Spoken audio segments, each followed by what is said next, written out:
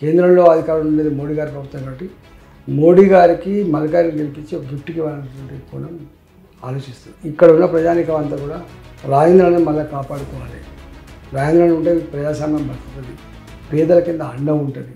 10 ఏళ్ళ టీఆర్ఎస్ పార్టీని అధికారంలో చూసింది.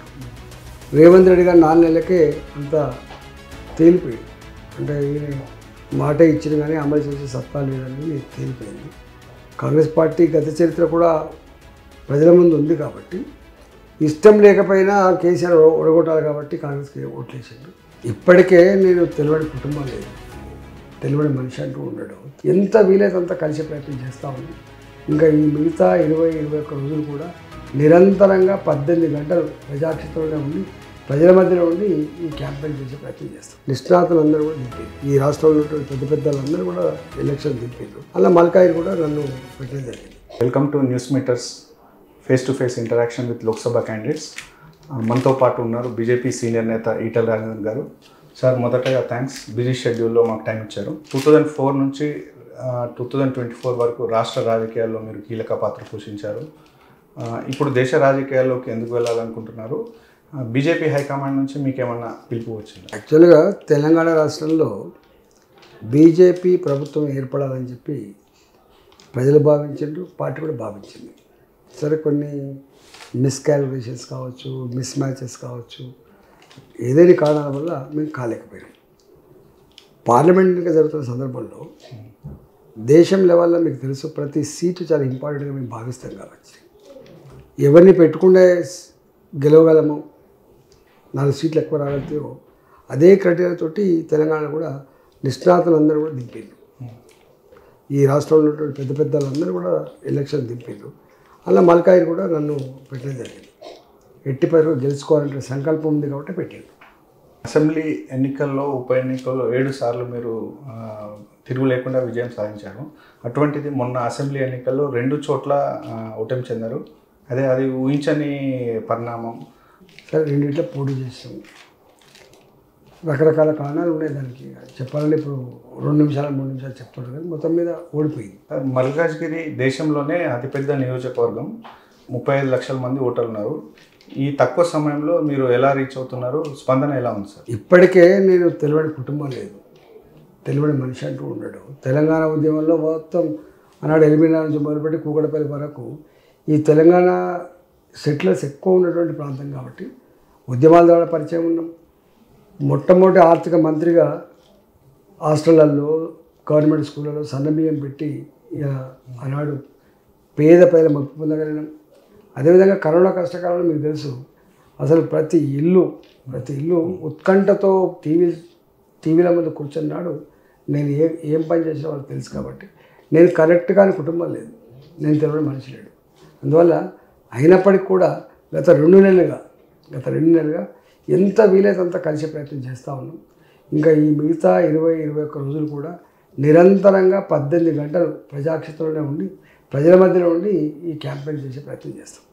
సార్, మినీ ఇండియా లాంటి మల్కాజ్గిరికి ఏమైనా ప్రత్యేక అభివృద్ధి ప్రణాళికలు ఉన్నాయా? యాక్చువల్గా ఇక్కడ ఫ్లైఓవర్ల సమస్య ఉంది. ఎన్నో సంవత్సరాలుగా పెండింగ్ ఉన్న ఫ్లైఓవర్ల సమస్య ఉంది. అది పరిష్కరించాల్సి అక్కడ ఉంది.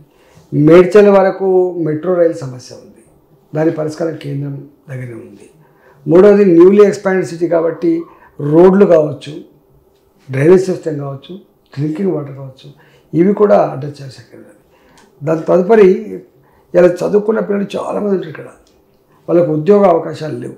ఆ ఉద్యోగ అవకాశాల కోసం 2 పనులు చేయాల్సి వస్తుంది. ఒకటేమో స్కిల్ డెవలప్మెంట్ సెంటర్లు పెట్టి తర్ఫీదు వాళ్ళు బయటికి ఉద్యోగ అవకాశాలు కల్పించినప్పటి, రెండోది ఐటీ కారిడార్ కావచ్చు, ఇండస్ట్రీస్ కావచ్చు, ఈ జోన్లో ఏర్పాటు చేసి కొంత ఉద్యోగ అవకాశం కల్పించే పని తప్పకుండా చేయాల్సినటువంటి బాధ్యత నా మీద ఉంది. దాంతో పాటుగా ఇవాళ ఈ నియోజకవర్గంలో న్యూలీ ఎక్స్పాండెడ్ సిటీ కాబట్టి దీనికి ఎప్పటికప్పుడు ఇన్ఫ్రాస్ట్రక్చర్ బిల్డింగ్లో భారతీయ జనతా పార్టీ ఉంటేనే ఇది సాధ్యమవుతుంది.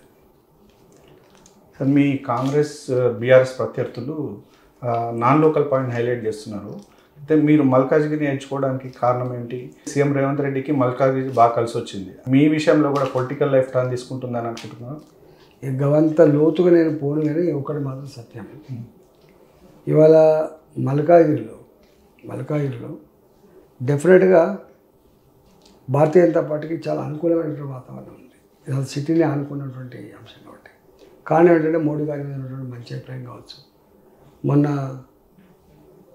రకరకాల 370 ఆర్టికల్ రద్దు కావచ్చు, త్రిపుల్ తలాక్ రద్దు కావచ్చు, శ్రీరాముని ఆలయ నిర్మాణం కావచ్చు, ఇలా చంద్రయాన ప్రయాణం కావచ్చు, ఇవన్నీ చాలా కలిసి వచ్చి డెఫినెట్గా ఇక్కడ భారతీయ జనతా పార్టీకి వెళ్ళడానికి మంచి స్కోప్ ఉంది.